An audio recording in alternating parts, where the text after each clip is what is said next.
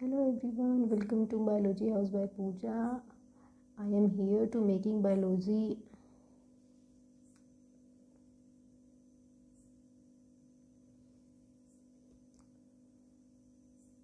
Hello everyone, welcome to Biology House by Pooja. I am here to make biology simple, fun and easy to understand. Whether you are preparing for competitive exam or just love learning biology, you are in the right place. On this channel, we will learn important biology topics in a clear and exam focused way with a colorful visuals, real life examples and smart tricks to remember key concept.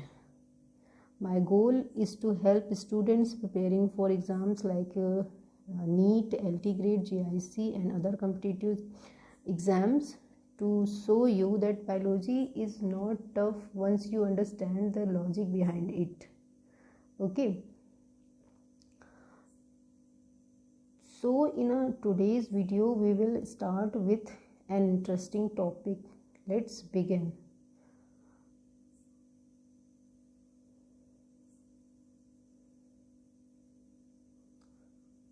So get ready to fall in love with biology because biology connects you with nature and yourself.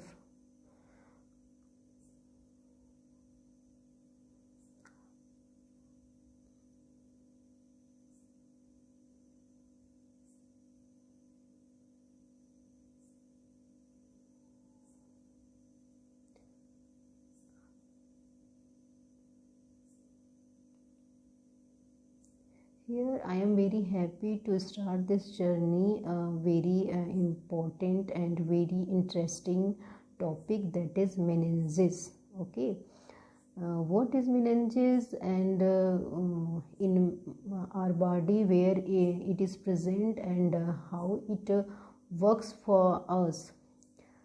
So let's start. So first of all हम जानते हैं कि meninges होता क्या है. Meninges actually हमारे brain में पाई जाने वाली लेयरिंग को कहते हैं.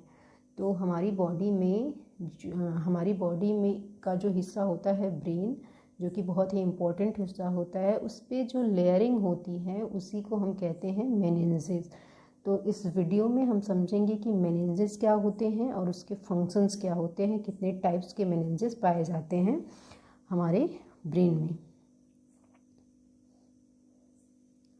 तो सबसे पहले हम जानते हैं कि हमारा जो ब्रेन होता है वो करता क्या है. हमारा जो ब्रेन होता है वो इन्फॉर्मेशन को कलेक्ट करता है, उसको प्रोसेस करता है और उसके अकॉर्डिंग ये हमारी बॉडी को कमांड देता है. हमारे जो बॉडी सिस्टम होते हैं, हमारे बॉडी के अंदर जितने भी सिस्टम पाए जाते हैं उनको कंट्रोल करता है. दैट्स वाई हम इसको कहते हैं कि ये हमारी बॉडी का कमांड एंड कंट्रोल सिस्टम होता है. ठीक है. इन नेक्स्ट स्लाइड, ये स्लाइड दिखाने का मेरा जो एम था वो इतना है कि जो हमारी बॉडी में जो ब्रेन पाया जा रहा है, और मेनिंजेस जो है हमारे ब्रेन में ही केवल नहीं पाया जाता है, ये हमारे स्पाइनल कॉर्ड में भी पाया जाता है. तो जो ये लेयरिंग होती है ना सिर्फ ब्रेन में, ये हमारे स्पाइनल कॉर्ड में भी पाई जाती है, क्योंकि हमारा जितना ज़रूरी हिस्सा हमारा ब्रेन होता है उतना ही ज़रूरी स्पाइनल कॉर्ड होता है, क्योंकि ये दोनों एक दूसरे से कनेक्ट होकर हम कहते हैं कि हम समझ सकते हैं कि ये दोनों एक दूसरे के पूरक होते हैं. हमारा जो ब्रेन होता है वो हमारे पास जितने इन्फॉर्मेशन होता है उनकी प्रोसेसिंग करके जब ये कमांड देता है तो स्पाइनल कॉर्ड के थ्रू ही वो कमांड हमारी बॉडी के डिफरेंट पार्ट्स को पहुंचते हैं. ठीक. तो मैंने आपको जैसे कि बताया कि हमारी जो ब्रेन है वो प्रोटेक्ट होता है 3 लेयर्स के अंदर. अब वो लेयर्स कौन कौन से होते हैं वो हम जान लेते हैं. ठीक. तो देयर आर 3 मेनिंजेस, जैसे कि मैंने आपको पहले ही बताया, present in human brain. Actually the brain is protected by the skull. यानी कि हमारा जो ब्रेन होता है वो किसके अंदर प्रोटेक्ट होता है, वो स्कल के अंदर प्रोटेक्ट होता है. Inside the skull the brain is covered by cranial meninges. ठीक. यानी कि स्पेशली बहुत सारे लेयर्स आपकी बॉडी में पाए जाते हैं, लेकिन जो ब्रेन में और स्पाइनल कॉर्ड में जो लेयर पाए जाते हैं उसको हम कैसे इंडिकेट करते हैं या कैसे जानते हैं, किस नेम से? मेनिंजेस से। ये 3 तरीके के लेयर होते हैं। पहला आपका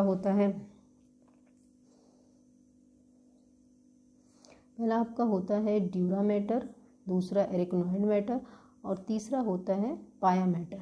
ठीक, तो हमारी जो स्किन होती है, स्किन के हमारा जो सिर होता है, सिर की जो स्किन होती है उसके ऊपर आपका हेयर पाया जाता है। आपका जो हेयर होता है वो स्किन में ही होता है। उसके बाद जो पाया जाता है लेयर वो होता है क्रैनियम। क्रैनियम के अंदर ही, यानी कि स्कल के अंदर ही आपका जो ब्रेन होता है वो सुरक्षित, नेचर ने ऐसे बनाया है कि वो सुरक्षित रहता है। उसके बाद क्रैनियम के बाद आपका जो लेयर पाया जाता है वो क्या होता है? वो होता है यही ड्यूरा मैटर। ठीक, उसके बाद जो लेयरिंग पाई जाती है वो मिडिल लेयरिंग, उसको हम जानते हैं एरिकनॉइड के नाम से। तीसरा आपका होता है पाया मैटर। जो हमारे ब्रेन के टिश्यू होते हैं, पाया मैटर उससे चिपका हुआ होता है, उससे अटैच्ड होता है, उससे लगा हुआ होता है। तो कितने लेयर पाए जाते हैं आपके ब्रेन में और स्पाइनल कॉर्ड में? 3 लेयर पाए जाते हैं, dura mater, एरिकनॉइड and pia matter. Okay,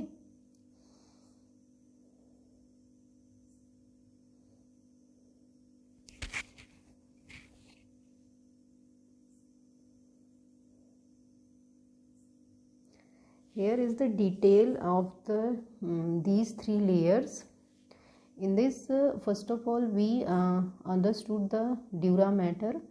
तो इसके प्लेस के बारे में डिस्कस करेंगे, इसके स्ट्रक्चर के बारे में, और इन तीनों के फंक्शंस के बारे में हम बहुत ईजिली वे में समझेंगे।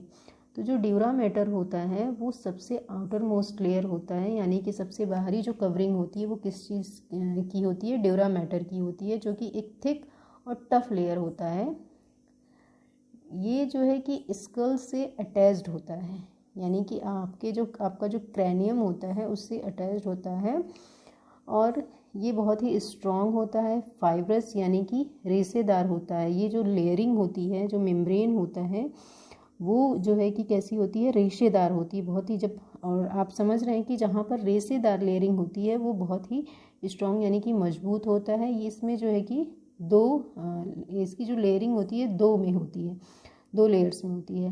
तो वो बहुत डीप जाने की ज़रूरत नहीं होती है, क्योंकि ये एग्ज़ाम में पूछता नहीं है, इसलिए मैं बहुत डीप नहीं जा रही हूँ। और इसका जो फंक्शन होता है ये क्या करता है? ये ब्रेन से एंकर रहता है, चिपका रहता है, हमारी स्पाइनल कॉर्ड से एकदम चिपका रहता है। और इसमें जो अदर चीज़ें पाई जाती हैं वो होता है venous sinuses that help drain blood and CSF यानी कि cerebrospinal fluid from the brain.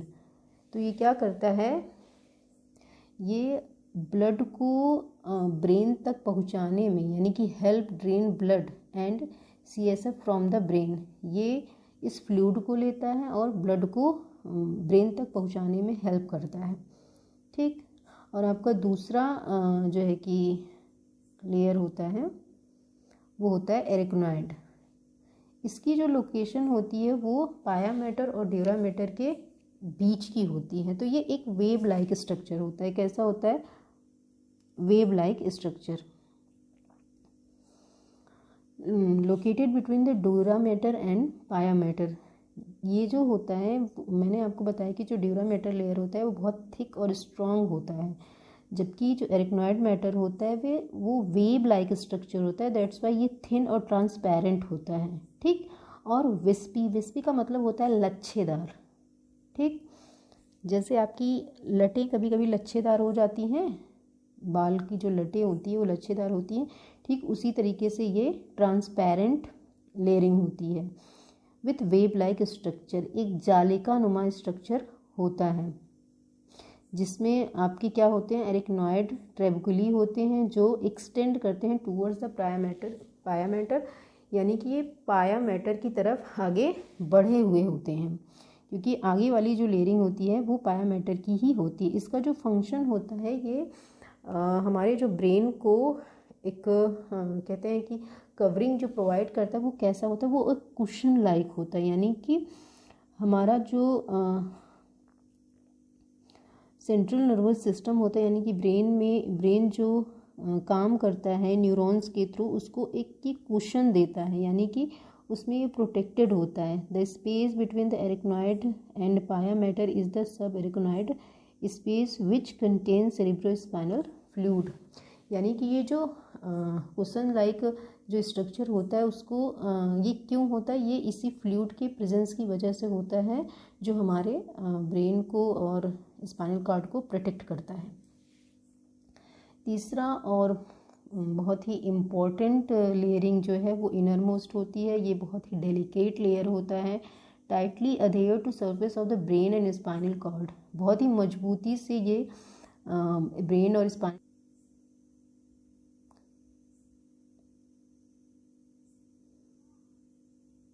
Translucent type, यानी कि ये बहुत ही ये ट्रांसपेरेंट नहीं होते हैं, ट्रांसलूसेंट होते हैं। That follows the curves and folds of the brain surface. जो ब्रेन के अंदर आपके गहराई और सल्काई पाए जाते हैं, उसी के हिसाब से इनमें कर्विंग, यानी कि ये जो लेयरिंग होती है उसमें कर्विंग बनी होती है। जो फोल्ड पाए जाते हैं ब्रेन के, उसी के हिसाब से ये जो लेयर होते हैं वो एकदम चिपके होते हैं ब्रेन टिश्यू से। और इसमें it is highly vascularised. Vascularised का मतलब कि इसमें जो ब्रेन सेल्स होती हैं वो बहुत ज़्यादा ब्लड सेल्स होती हैं वो बहुत ज़्यादा पाई जाती हैं। दैट्स वाई इसको हम वेस्कुलराइज्ड कह रहे हैं। It contains numerous blood vessels that supply the brain with the nutrients and oxygen. तो जो ड्यूरा मैटर होता है वो ब्लड को ड्रेन करता है, ड्रेन करके ये पाया मैटर के थ्रू ब्रेन टिश्यू को पहुंचाता है, ताकि ब्रेन के जितने भी टिश्यू होते हैं उनको न्यूट्रिएंट और ऑक्सीजन मिल सके।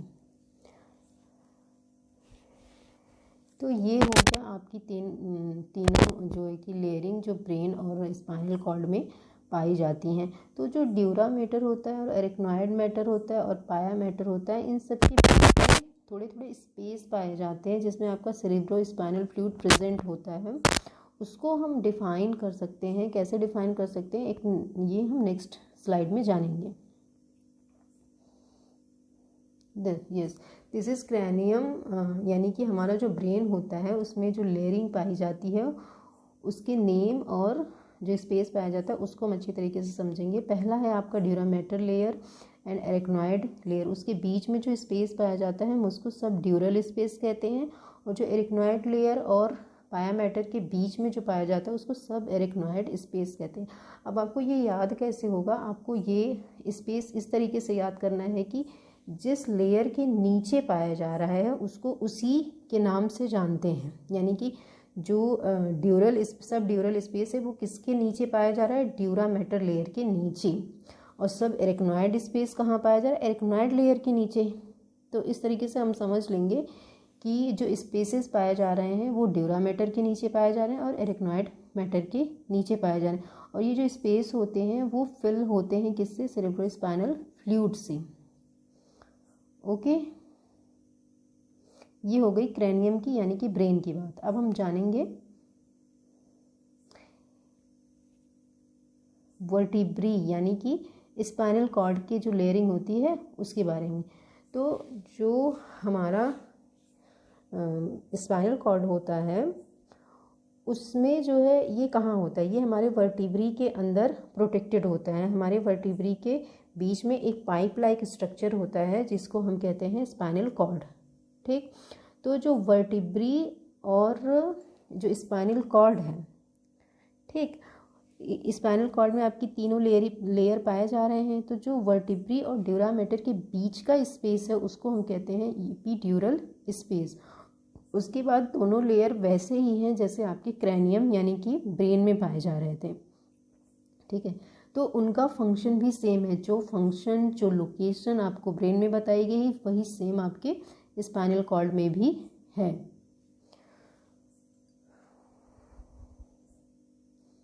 तो जो इपीड्यूरल स्पेस होता है वो आपके वर्टिब्री और ड्यूरा मैटर जो लेयर होता है उसके बीच में पाया जाता है। वन मोर थिंग मैं आपको बताऊं कि जो हमारी बॉडी को मेडिकल वे में जब हमारी बॉडी को एनेस्थीसिया दिया जाता है तो वो एनेस्थीसिया इसी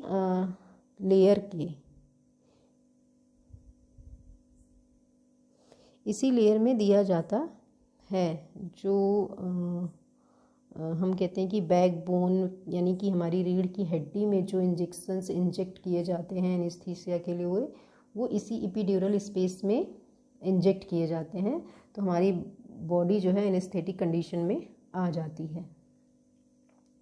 तो I hope in today video आपने ये टॉपिक बहुत अच्छे से समझा होगा, और आज के लिए बस इतना ही। So let's connected with the biology house by Pooja, because biology connects you with nature and yourself. So enjoy your study and continue it regularly. Goodbye, take care, and please like, share and subscribe this channel and be confident in biology. Bye bye.